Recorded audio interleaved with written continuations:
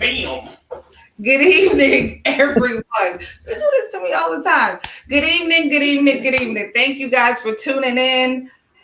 We appreciate your time. We're going to go ahead and do our intro as soon as I find it. I thought I had it. I got to do better. All right.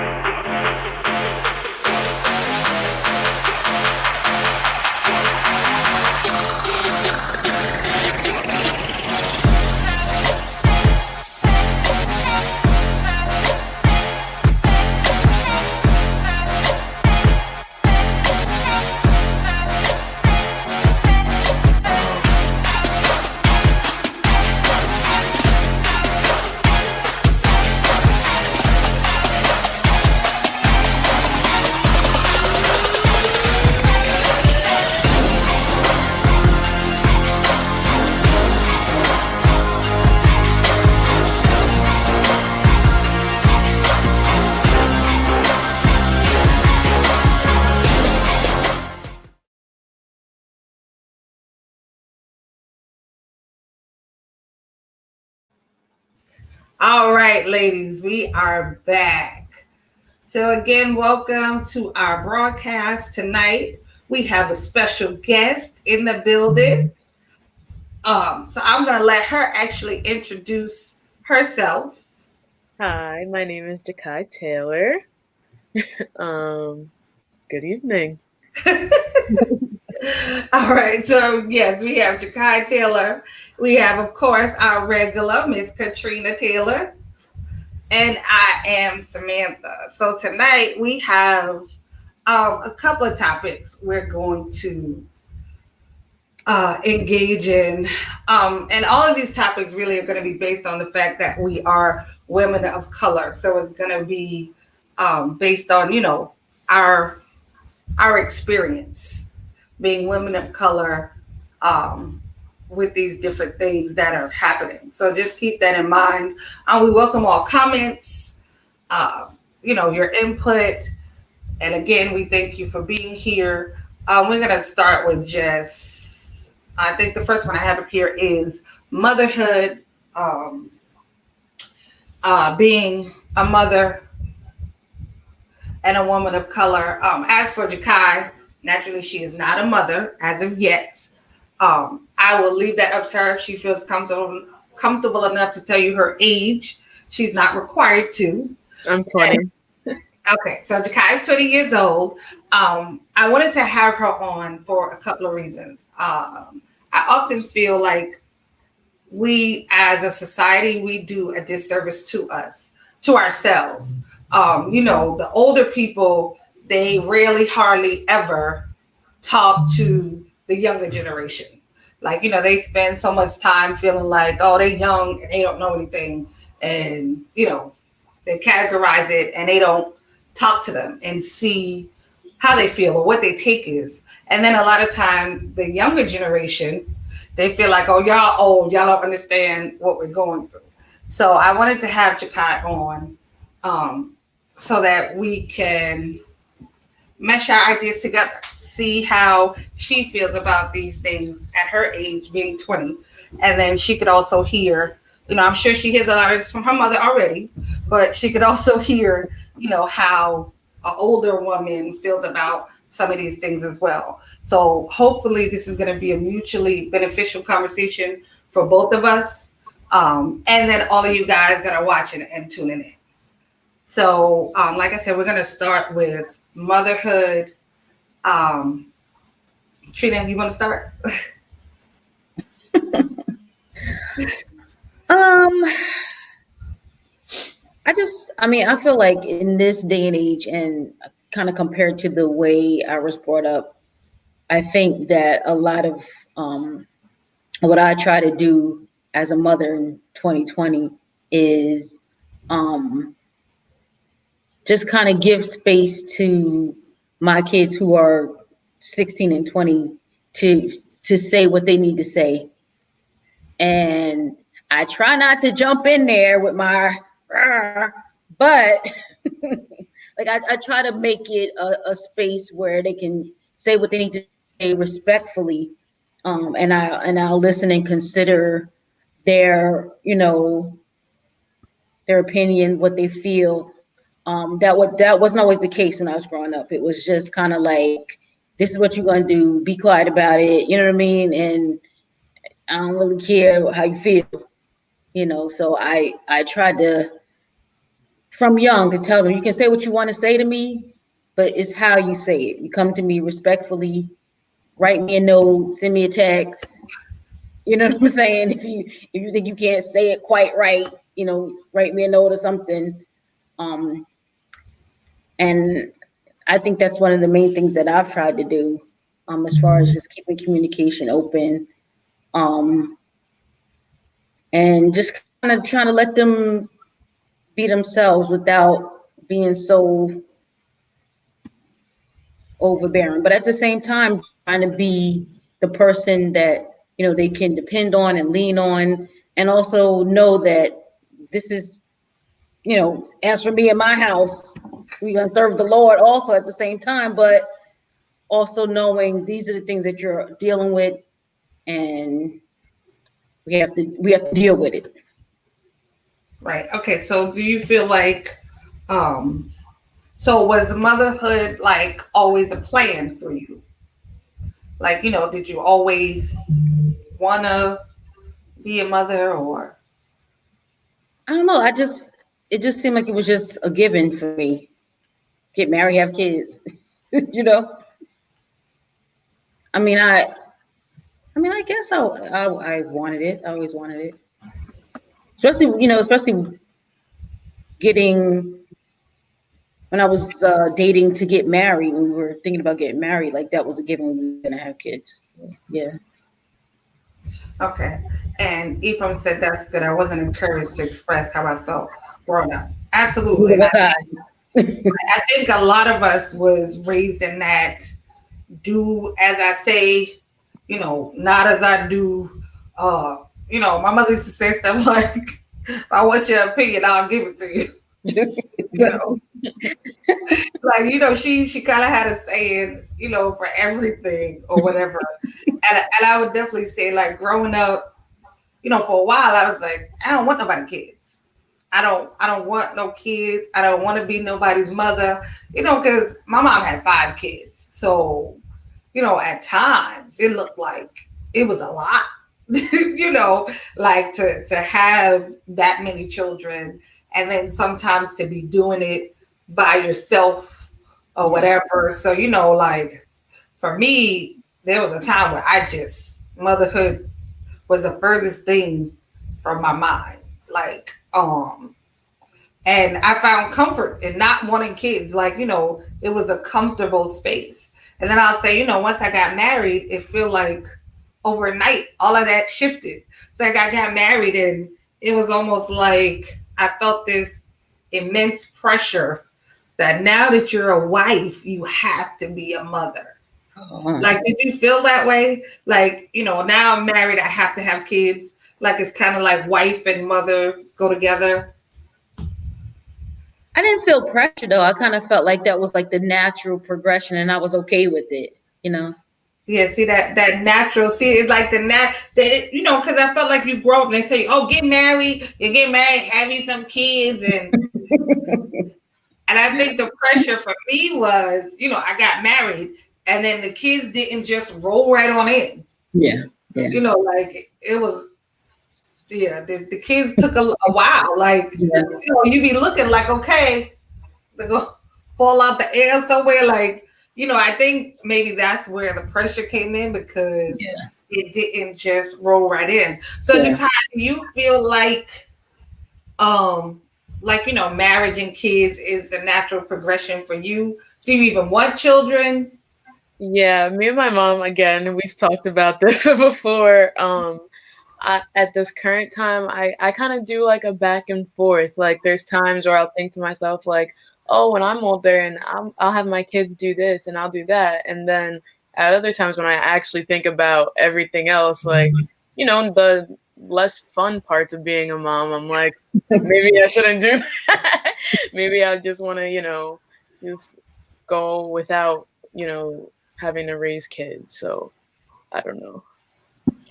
So being 20, and I know you have your friends or whatever, do you feel pressured one way or another? Like, do you have friends that have children already?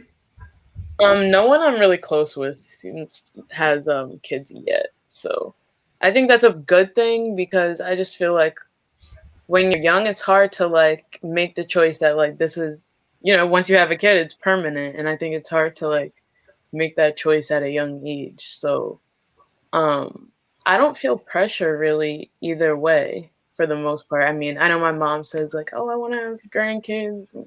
You guys both have kids, but I don't feel like a lot of pressure on me to do that. So I think that's good. I think it's good to not put pressure on young people. I think, if you make the decision to do it, that's fine. If someone that's really important to them and they do want to do it young and they feel they're ready to do it, then that's their decision too. But yeah.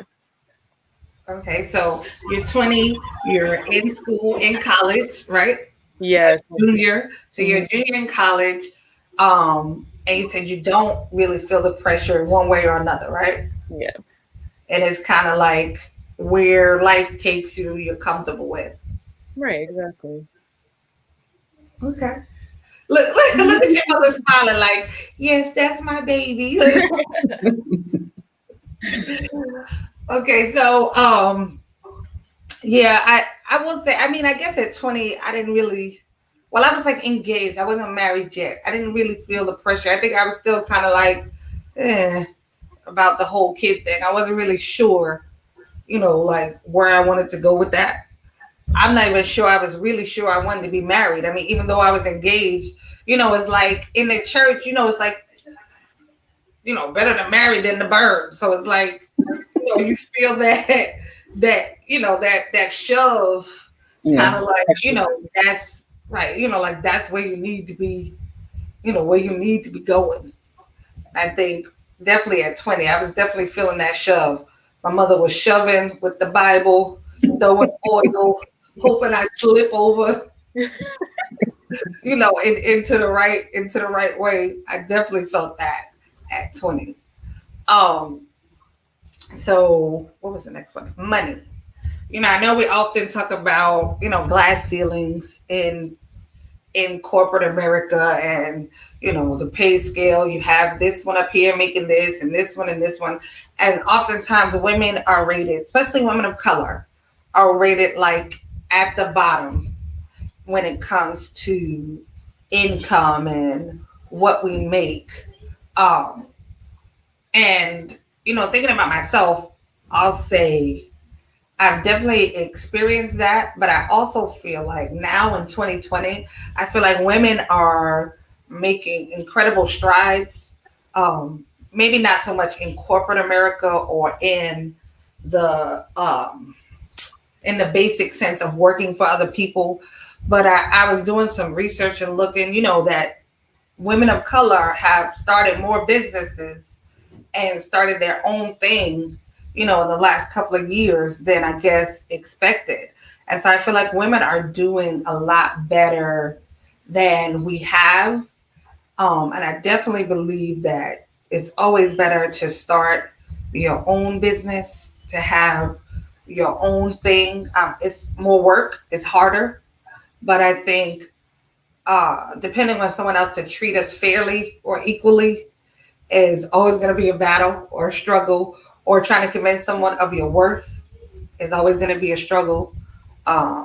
Business for yourself or partnering with somebody else, I feel is always the way to go.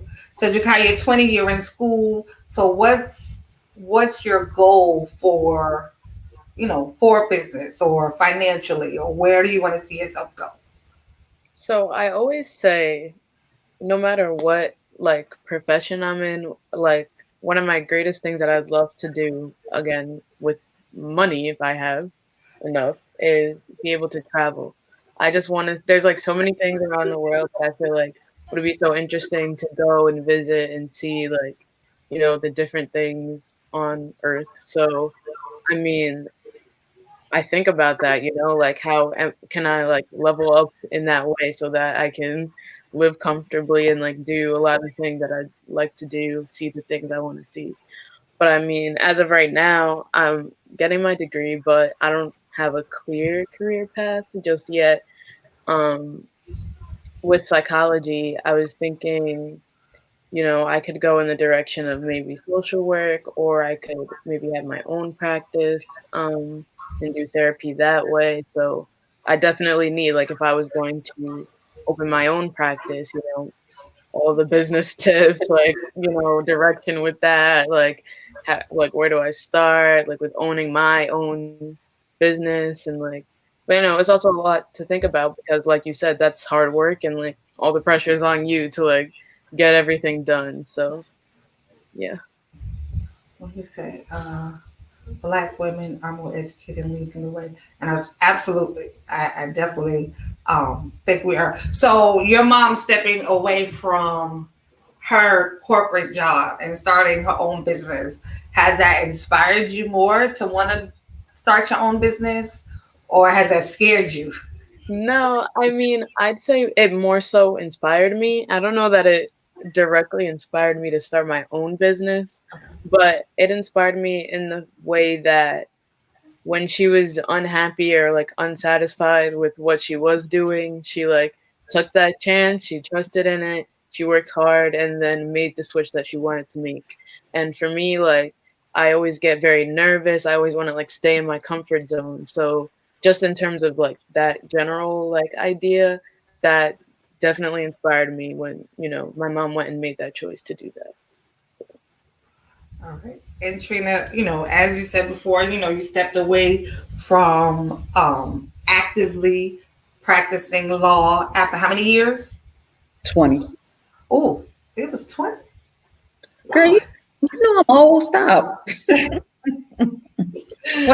So yeah, after 20 years, you stepped away from, like I said, actively practicing every day to opening your own business. What was that like? What was the process like? Um, yeah, it was scary. It was definitely scary. But I did while I was still working. I kind of, I put my head down and started planning while I was working every day. I took I would take my days off from work and go take classes that I needed to take, get my certifications. I was doing paperwork, for months and months and doing everything I needed to do. I had to get a bathroom put in downstairs. I had to, set up everything. And I did that all while I was working. Because I had to get out. And so I put my head down and worked on that at the same time because I that was really what kept me going that last year or so because I was so stressed out, but I was like, okay, at least I'm working on this and I got a plan. Got a plan. It was so that was so stressful. And I know that my children saw like how unhappy and how stressed I was. And so and it was so helpful that they were so supportive. And I was like, listen, money might be a little tight for a while. They was like, listen, just do it, please, because you just not happy. So yeah. And so, you started your own business.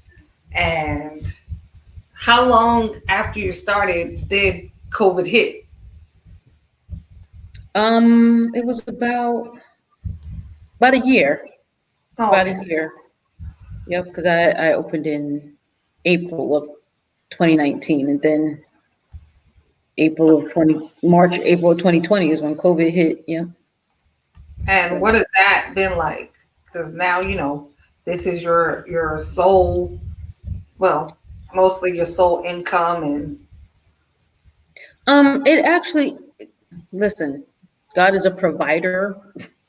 Okay, because I really haven't had too much impact on my income.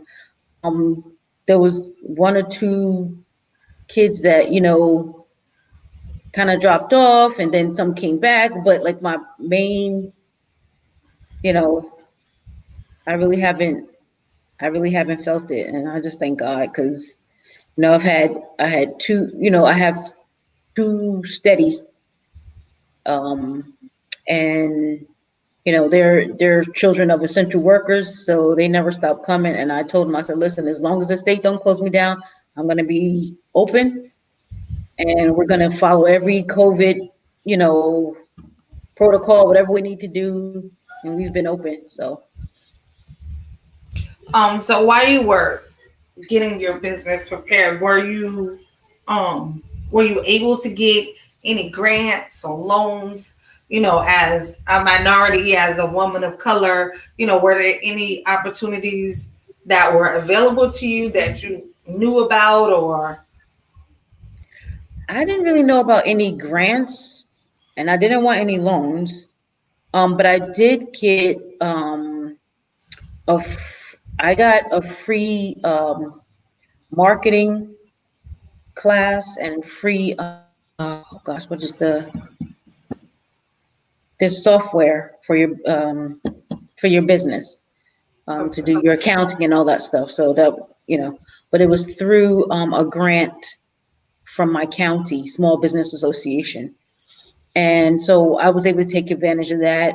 And it was such a big help as far as giving small businesses information about how to get started, business plans, um, doing your marketing, doing your accounting, keeping your books straight.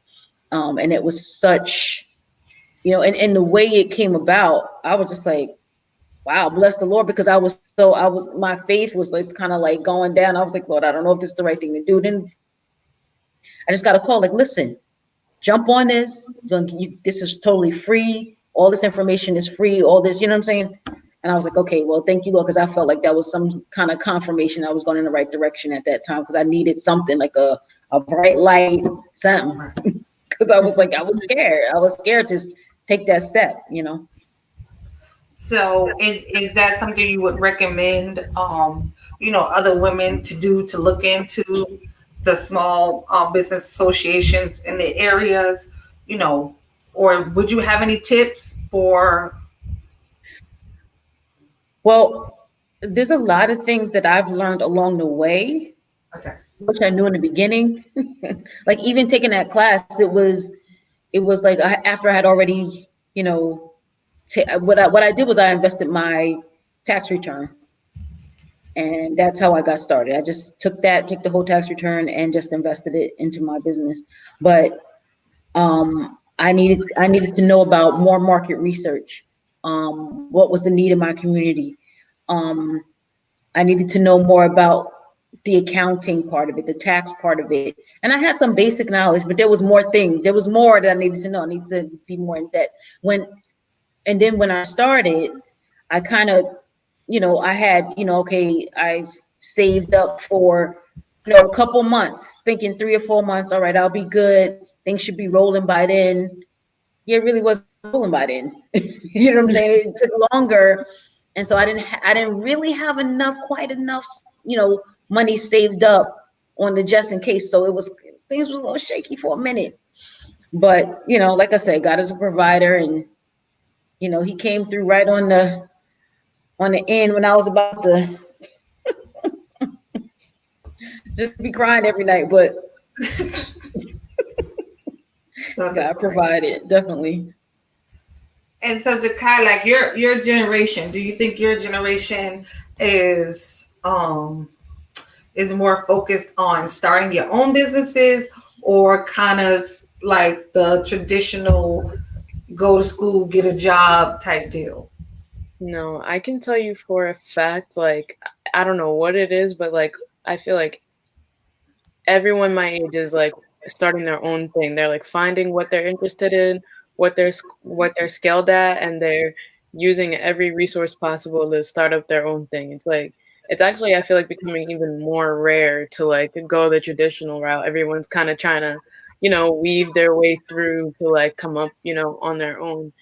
And one thing I always say is like any like service I need, any like little like items I need, I can almost find like, especially what you're gonna talk about social media, like, and like I'm only like one friend away from like this thing I need, or like I know like three people that could do nails, and like a bunch of people that knew how to do hair. I can buy candles here, buy this there. And I feel like it's very refreshing to see everyone like, working together, supporting their friends that are, starting those things up and like being able to like, I guess, kind of work together through like everyone, using their own thing. So I definitely feel like nowadays it's like, all right, start up that business, for a lot of people my age. Wow. Okay. And you And made a okay. oh, Chikai, and she was telling me if you want to talk about it, how she has friends that's her age that's already into investing, stock market and stuff like that. And I thought that was like amazing to be, that young and they're already trying to get her. Like, come on, if you put your money and invest forex or whatever, they're talking to her about. And I'm sitting here just, I mean, I have investments or whatever, but I'm not into it, and I think I should be. Yeah. Mhm. So, I know a lot of times people say like, we don't often support black businesses, like we don't support each other or whatever. And Jakai, you just said, you're one person away from this, and you know so many people that do that. Do you think your generation will help be able to change that? Because, like you said, you have so many friends that do this and do that. So, do you find it easier, um, with being able to use, more businesses owned by people of color or whatever? Do you find that easier for you, or? I mean, definitely with like some things that I may need, it's like, well, for one, like prices tend to be a little more expensive with, the smaller businesses as opposed to like going to this huge, again, like say Amazon or like other online store to like, quickly get something. But I like, I think we should actively come together to build these people up and say, you know what, this might be a little more convenient, or you know what, I'll spend a couple extra dollars to be able to support someone that's, trying to come up right now. So I'd say I definitely appreciate, what's happening right now with that. Okay, and you brought up social media. So, um I know social media is such a huge monster to even begin to talk about it. But do you feel like, I know, okay, so I'll say, like, I know our generation, social media is the devil and it's a godsend all at the same time. Like, it's a devil in the sense that, you click on and you can see or experience anything in 30 seconds on social media. Yes.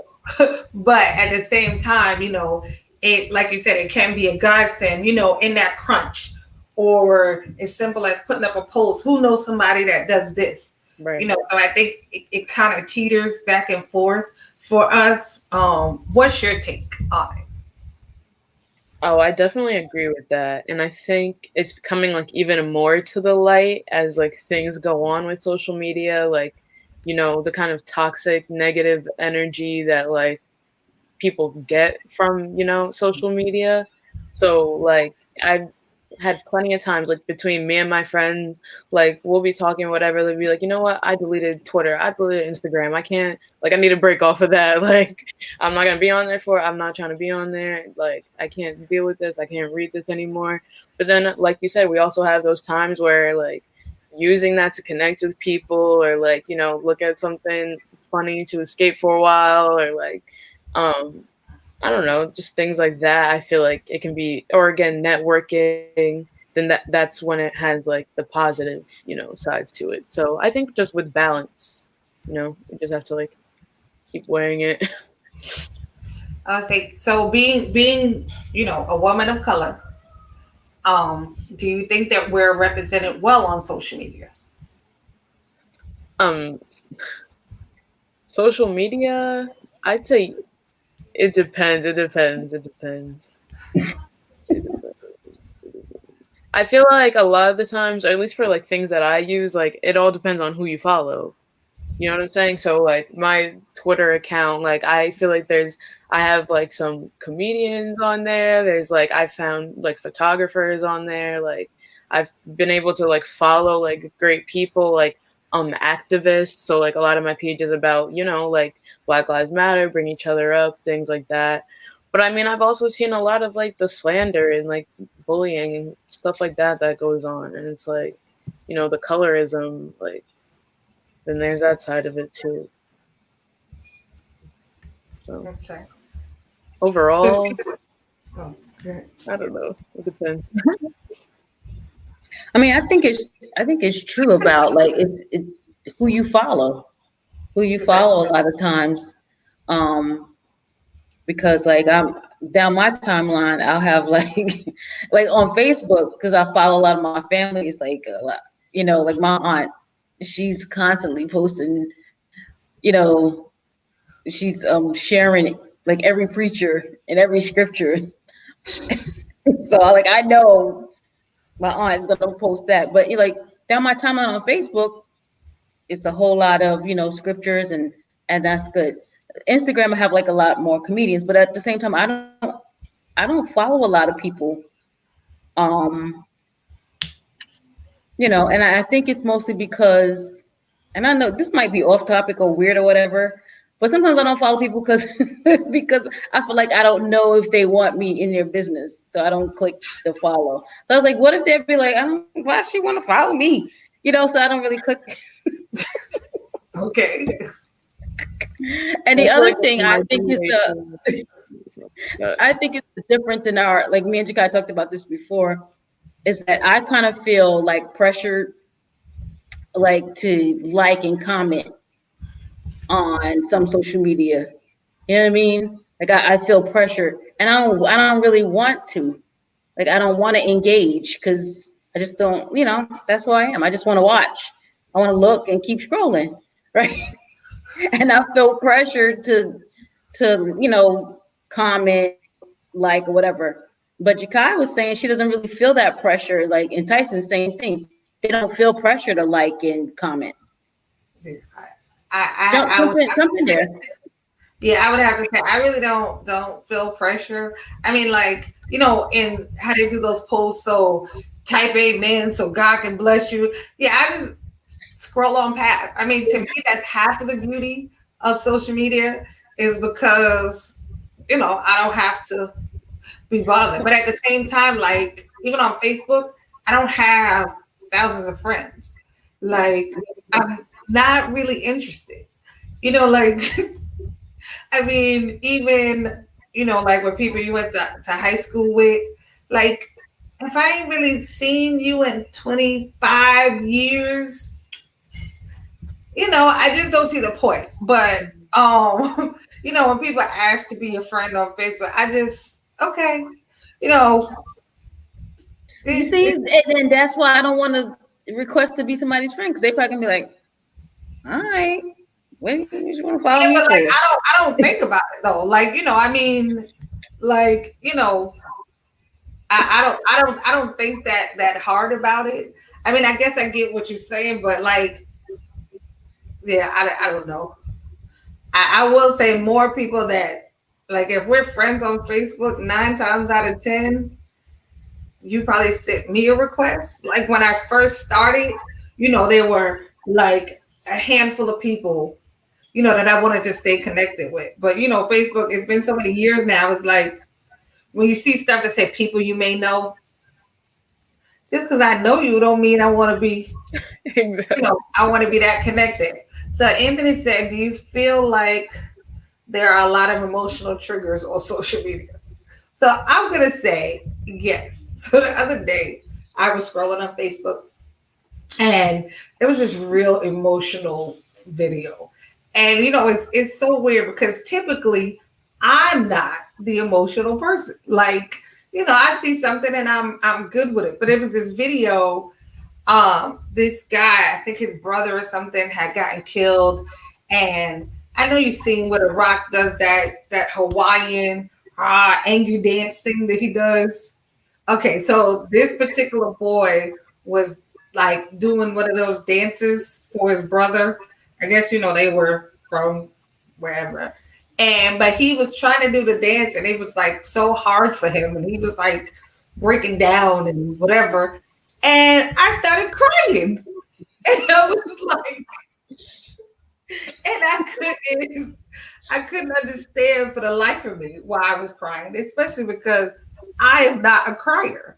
And I was like, old age is really getting to me because like I be crying. So yeah, the emotional stuff, or then you see these videos, people walking up to people, calling them out their name. I be mad. Like you're talking to me. Now I'm yelling at the screen. So I will say I definitely feel like social media can definitely take you on an emotional roller coaster. Like, when you scrolling, you go from laughing at one thing to fussing about this to then crying, and then at the end you see a recipe that you're like, oh, I can make that. Like It's just that's so kind fast paced. You're like consuming so much information like quickly, like as you scroll. So you're like going of through it, right. going through each thing. So it's like from one feeling to the next. So I definitely feel like, yeah, an emotional. It definitely can have you going. Social media. I definitely think so. So, Trina, do you feel like women of color are represented well on social media? I think for me, they are because I think because of the pages that I follow, like I follow like a lot of hair pages and stuff like that. So I see a lot of just great images. Okay. And I don't really see a lot of negativity on my feed. You know what I'm saying? And I think sometimes like because even I don't know, I'm just that person. Like if I see something that's just off, I'm like, all right, well, we'll just be unfollowing. And because I don't want it on my feed. Like I just want to scroll and be peaceful, peacefully scroll. You know what I'm saying? I want to laugh, see my hairstyles, and I don't want to be bothered. So I will quickly just unfollow if I'm not seeing something you know, that's portraying. If I see anything negative, especially about black people, black women, I'm just gonna unfollow. I can't. Because I don't like you said, I don't have to. I don't have to follow you. I don't have to see your stuff. So just unfollow. Yeah. Well, I guess that is a good point. You can't always unfollow. So, I mean, like I get it. That is a good point. But I mean, I guess I was thinking more like the news stories and like the real life stuff that sometimes you probably see more of it on social media, Mhm. than you do on the news. Like the real life stories of things that are happening with women of color or the things that women of color are doing on social media. I guess maybe those things because a lot of times I see stuff on social media and I just feel like, why? Like, what in your mind made you thought that was, like the appropriate thing to do? Like, yeah, I think for me, a lot of times, that's what it is. Or being the age, okay, being 44, right? And I don't know why being 44 and being on social media and um the more that I see of, and it's not only women of color, but because I am a woman of color, I notice it more. Like to see a woman 45 and up, or even 40 and up, or whatever the age is, and you still feel the need to be naked on social media.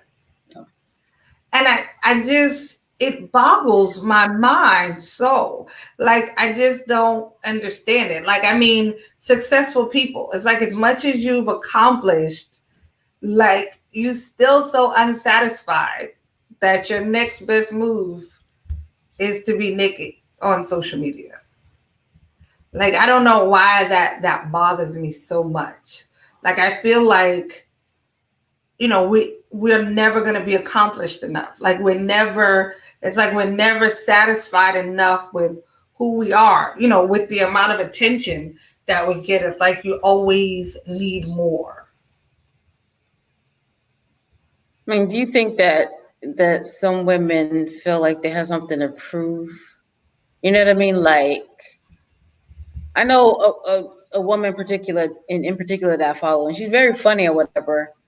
Um, but I know that she had two engagements break off, and this is over the couple years that I've been following her, and I've seen that like as time goes on, like she's been dressing more and more sexy, less and less clothes. You know what I mean? And I'm just like,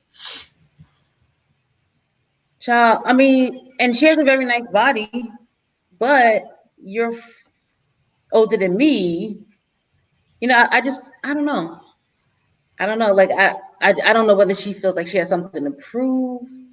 Like I still got it, even though I didn't get married. Like these engagements broke off or what. You know what I mean? Like so, it may be something personal inside of her. And that's what when I've been watching her, and I feel bad for her, but she's beautiful, Right. and I can't understand like why she feels the need to you know be half dressed. But I don't know. Chikai, any thoughts? I was just kind of thinking, I feel like with, the invention of like the internet and then social media, which came after, I feel like there's almost like a culture around like there's a social media culture, and I feel like for some reason it's like become this thing, especially when it comes to like Instagram, to be like this like IG baddie and like have the best photos and like all these like showing outfits and like being flashy. It's like almost like and like have the beat face and like the laid wigs like 24/7, and like who can get the most likes on like it's just a very weird like culture thing, and it's like, oh, people start to actually feel insecure within themselves if they're not following in line with like the trend of that kind of thing that's happening. And I feel like that definitely leads people towards that, and like in that direction, to kind of like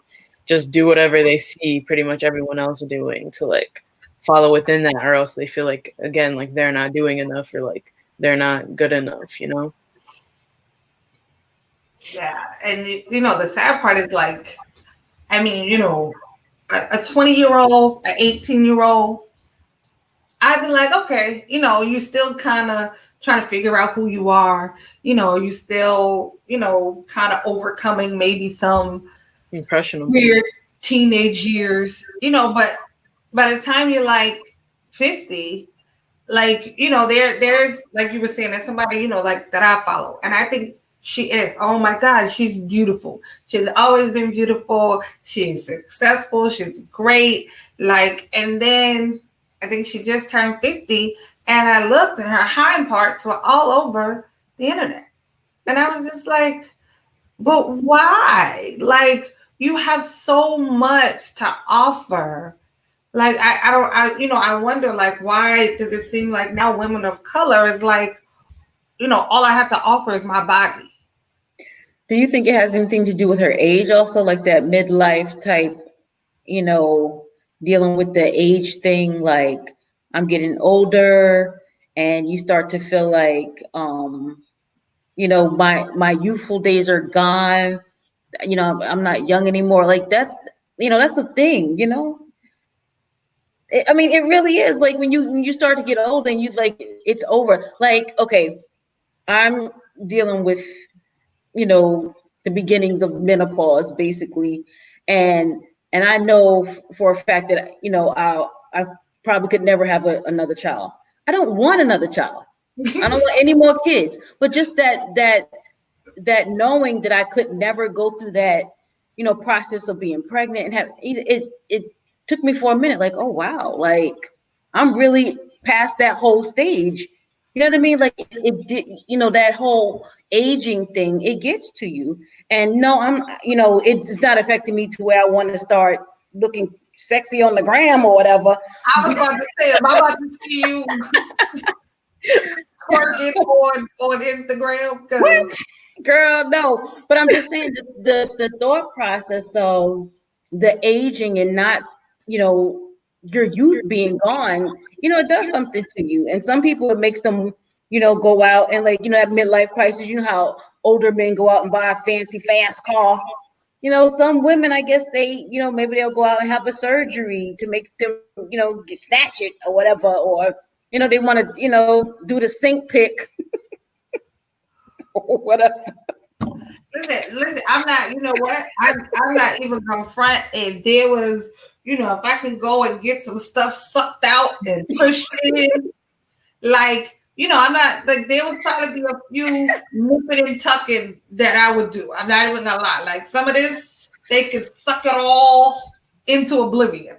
Like, but even even with that being said, like that would be like my own like that's just like my own personal type thing. Like I don't know that. I don't know. I think I don't know. I I really think don't so. know what. And but like Jakai was saying, like some of that has to do with the social media and the pressure to look a certain way, Right. and to get the likes and to get the guys under your picture with the hard eyes or whatever they doing, or sliding in your DMs or whatever happens. I don't personally know about anything sliding, Oh, but you know, but I'm just saying, I guess like if that's not happening, if your phone is dry, like mine, if your phone is dry and you're used to people calling you or whatever, like maybe there's pressure to, get the likes going, get the DMs happening. What is it? Popping in DMs? What it goes down and how does it go? Stop it. wow, you are not that old. Stop it. But You're that's no, not. that's the saying, right? It goes down to the DMs. Yeah, but I'm saying the That's way what I'm you saying. say Like it. Anthony, what you know about sliding in somebody's DM? Since you know all about sliding, what you know about sliding in the DM? hell no. He just it's what he heard. Uh-huh. He, It's about to he, go down in the DM, all right. he had Not heard. yeah, he had heard from somebody. Okay, so as we were talking about sliding DMs, um, that so men. So Jakai, you're young, you're beautiful. Thank you. So what is it like being 20-year-old and I'm guessing not in a committed relationship, so it's Single. single-ish. Single. Okay, so being 20 and single, what is that like now in 2020? It's weird because I mean this also I can relate to the social media thing. Like a lot of the times when I'm scrolling through, I see like, oh, who's booed up with who's like taking the cute selfies, who's on a cute date. So then sometimes I feel like that's sometimes where I feel a little bit more pressure, like, oh, like why, who's talking to me? Like I don't have nobody doing that with me. I don't have a date, whatever.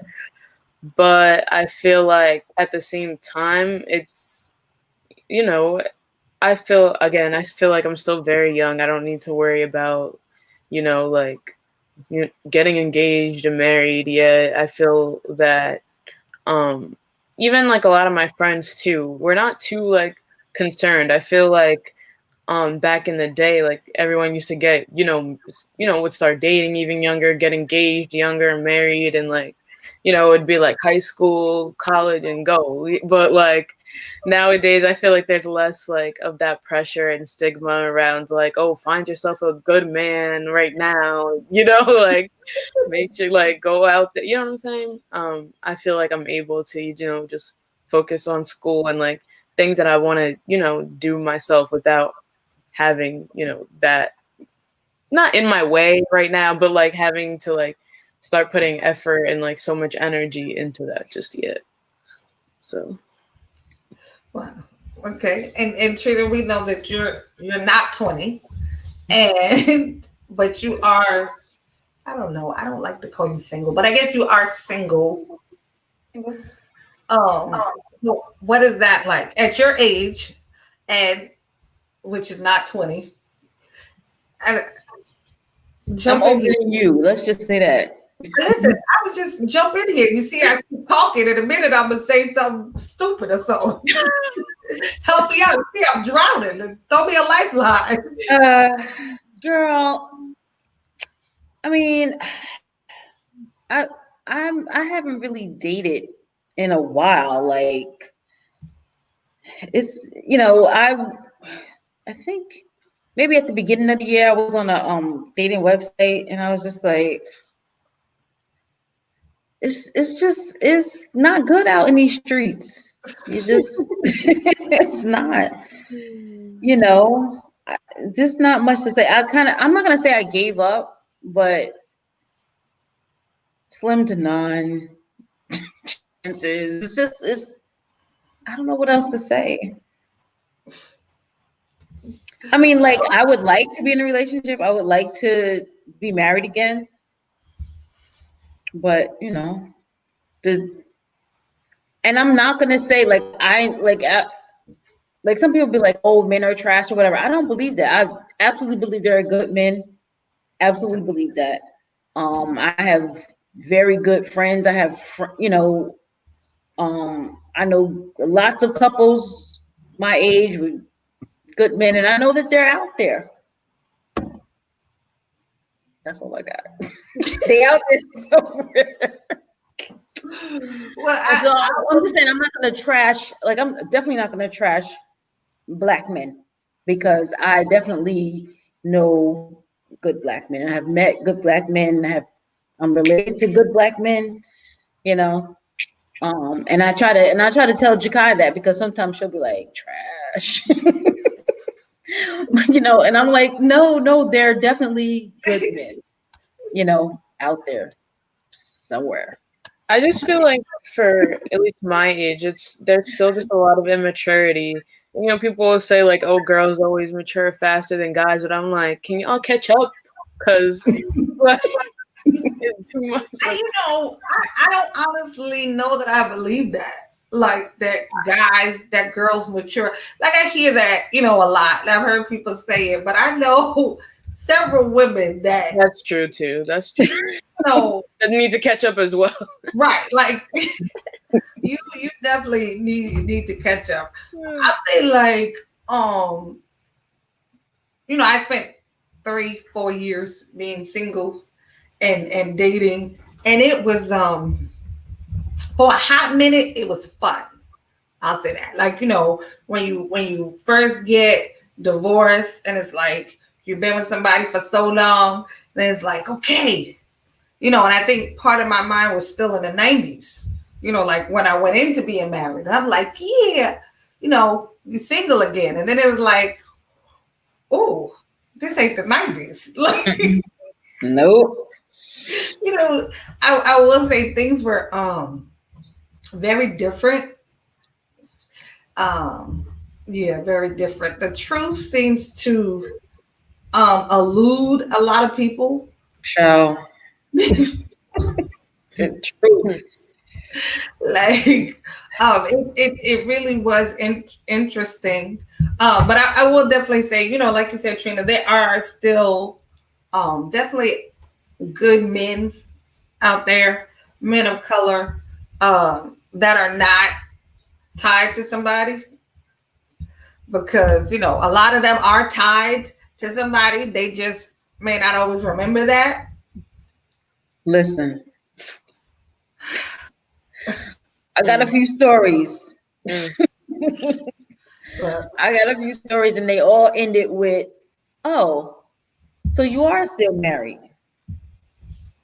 That part. Sure. Yeah. So I had to get on it. Like, listen, I'm gonna need to see your divorce decree with the raised seal from the county clerk's office. I'm gonna need to see that. Yeah, that's how it went down on more than one occasion. So, in these internet dating streets. Listen, I was hoping that your cousin was gonna come in tonight. No, it's not story time.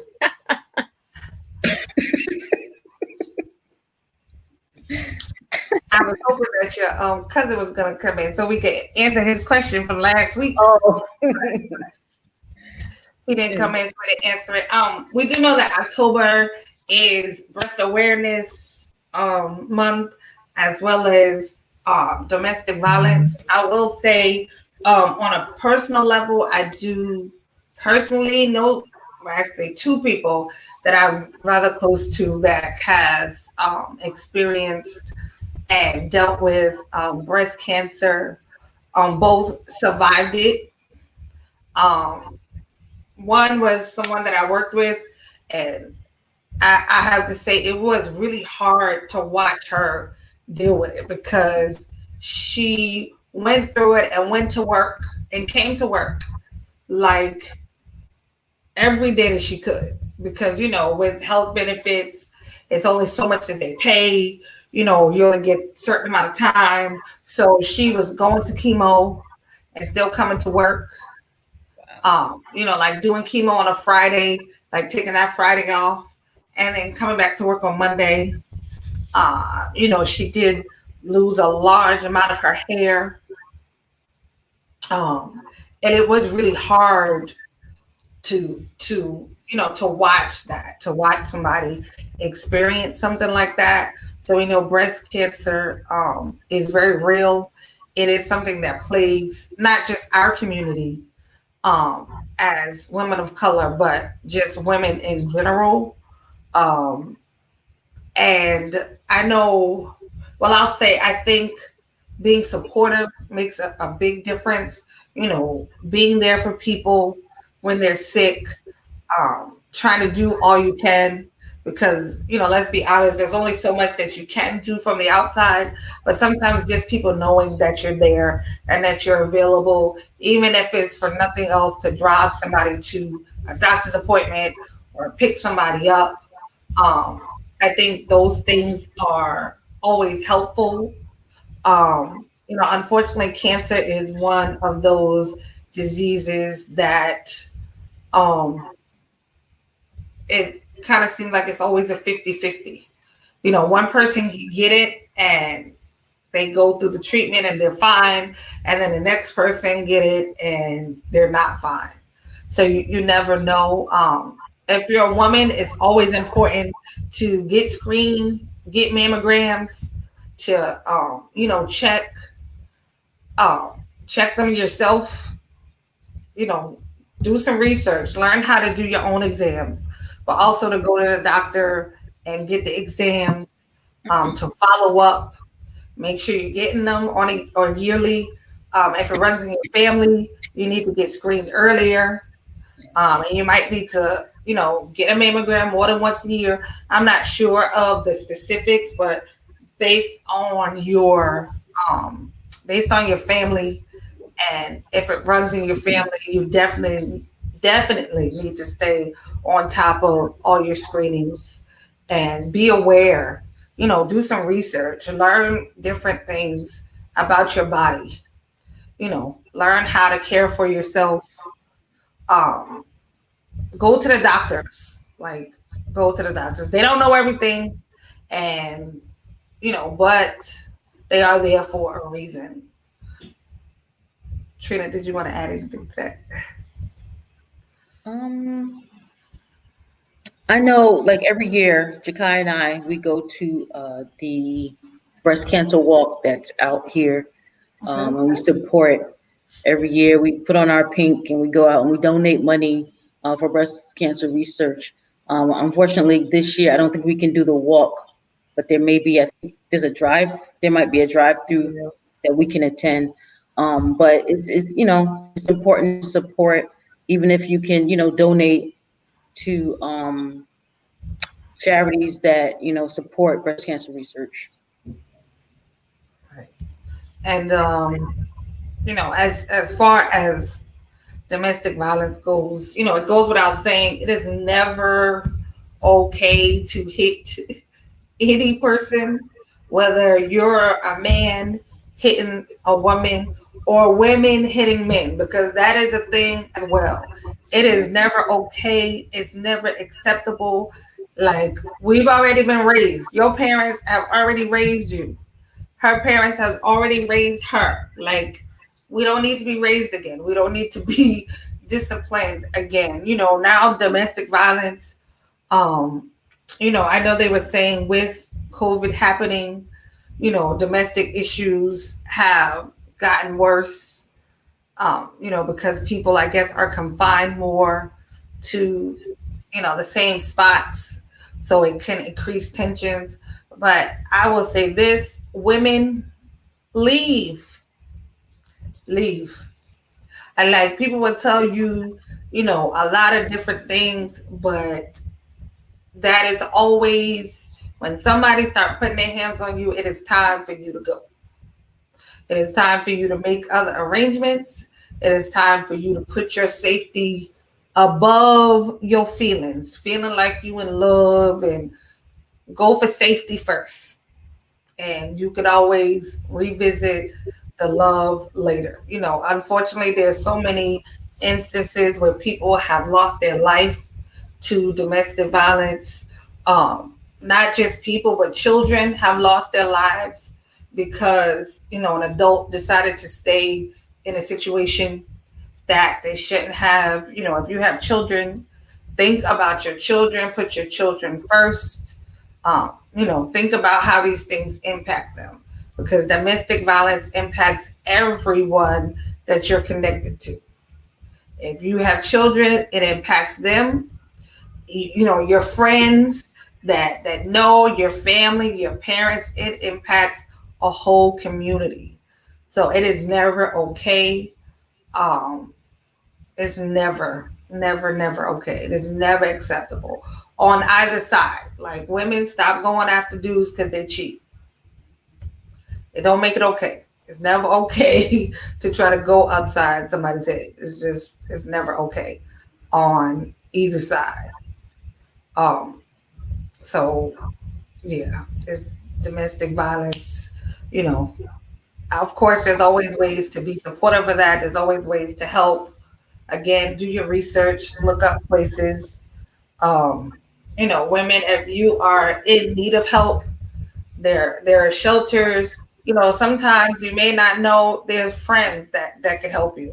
There are people sometimes that can take you in. There are places to go. But if you're silent and you don't ask for help, you'll never know. So you have to be brave enough to speak out. You have to be brave enough to ask for help. Jakai, we thank you so much Thank for coming on. you. I Thanks know, for having me. but I appreciate you so much for coming on. Thank you, thank you, thank you, Trina. Thank Of course, you. thanks for holding it down with me this Tuesday. We did miss Tangela, who couldn't be on this week, but she is our other Tuesday night staple. So we did miss you tonight, Tangela. Thank you guys for viewing. Thank you guys for your support. And we will be back next Tuesday.